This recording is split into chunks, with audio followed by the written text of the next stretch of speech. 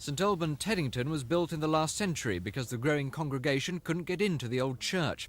But regular worshippers don't raise the rafters here anymore.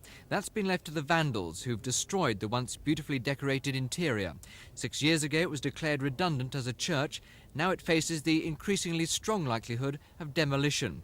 It's become an example of the fate Save fear awaits too many London churches. London is particularly bad. There must be well over 100 churches in the Diocese of London which have been declared redundant, and it's bad for a number of reasons, because obviously the churches like this one tend to be very large, very expensive, built for quite substantial congregations, and they cause the most problems. Not every church under threat is in a bad state. Outwardly, St Barnabas at Pimlico looks good. Inside, it's impressive. Nonetheless, its future is in the balance, with the church commissioners actively considering making the building redundant.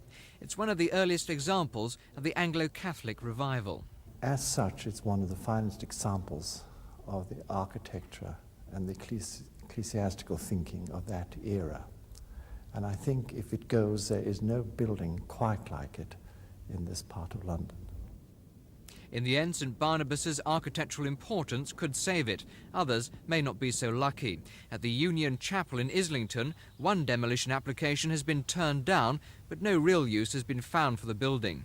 St Stephen's in Hampstead is empty and decaying and has been for over a decade. The Welsh Chapel in Charing Cross Road has so far resisted pressure for demolition. Obviously in London, the pressures of redevelopment really are intense, and if they can put up a multi-rise block of flats or something like that on this site, the return is going to be quite substantial. Churches like St Barnabas may be attractive cash raisers for church funds, but sadly, once turned into pounds, they can never be replaced. This is Steve Clark in Pimlico for Thames News.